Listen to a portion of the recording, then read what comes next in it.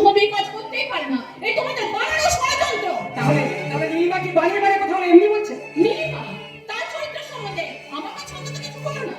আপনাদের চরিত্রটা আমার ভালো করে জানা হয়ে গেছে। এই অসৎ যদি আপনার মুখ খোলে না, বাড়ি গিয়ে দেখবেন একটা একটা করে ঠিক বাড়াল বেরিয়ে আসবে। নারায়ণদা দেবী, আমি হাত জোড় করছি, আপনি বাড়ি যান। দয়া করে আজকের দিনটা আমাকে ভাববার সুযোগ দিন। মাস্টারমশাই আপনি জানেন না উর্মিলা মনে এত আঘাত দিয়েছিল যে আত্মহত্যা করার জন্য নদীতে ছাপ পর্যন্ত দিতে। উর্মিলা, মারে মা, তুই এত বড় একটা সিদ্ধান্ত নেওয়ার আগে আমার কথাটা তুই ভাবলি না? তোর বাবা কি মরে গেছে? বাবা তুমি চুপ করো, বাবা তুমি চুপ করো, প্লিজ প্লিজ আপনারা এখান থেকে যান, আমাকে একটু একা থাকতে দিন। বেশ, আমি চলে যাচ্ছি। আমি জানি না কোনটা সত্যি কোনটা মিথ্যা, তবে উর্মিলা আমি মা হয়ে তোমাকে অনুরোধ করছি, তুমি তুমি দয়া করে চ্যাটার্জি বাড়ির সম্মান ধুলোয় মিশিয়ে দিও না মা, ধুলোয় মিশিয়ে দিও না। উর্মিলা, মারে, তোকে আমি আদেশও করবো না, অনুরোধও করবো না। তোকে শুধু আমি একটা কথাই বলবো, তোর জীবনের সিদ্ধান্তটা তুই নে রে মা, তুই নে। বাবা আরে মা উর্মিলা, তোর মনে পড়ে সেই ছোট্টবেলায় তোর মা মারা যাবার পর তোকে আমি কত কষ্ট করে একটু একটু করে বড় করে তুলেছি। তাই তাই তোর মুখে হাসি দেখলে আমি আমি যে বড় সুখী হব রে মা, বাবা বড় সুখী, বাবা বড়। বাবা আমি যে আমার জীবনের সিদ্ধান্ত নিয়ে ফেলেছি বাবা। কি সিদ্ধান্ত উর্মিলা? তার আগে অসুবিধা আমাকে কথা দাও, আমার একটা কাজ করে দেবে। কি কাজ?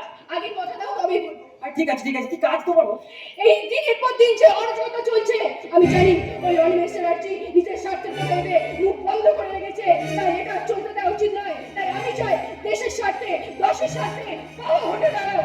আর আমি তো তাই চাই, তাই তো ছয় ছয় পাঠিয়েছে না সময় মাস্টারমশাইকে সমর্থন করতে কি করছে।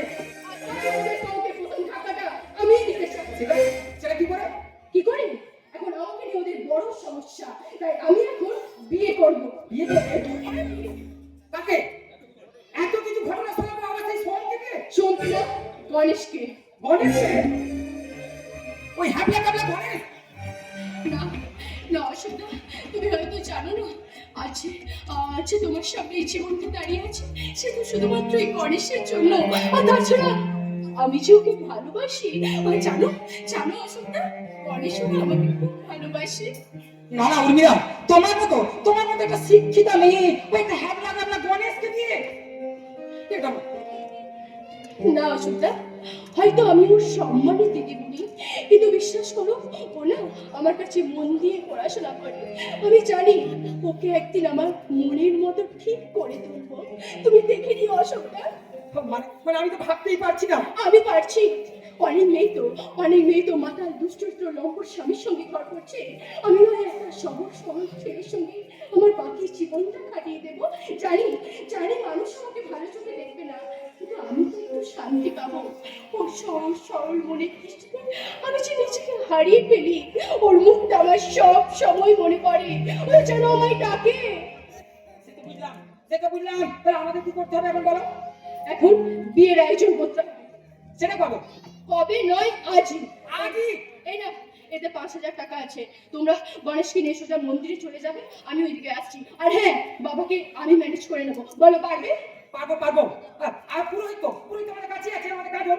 আচ্ছা ঠিক আছে, কাজলকে নিয়ে তোমরা সোজা মন্দিরে চলে যাবে, আমি ওইদিকে রেডি হয়ে আসছি, কেমন?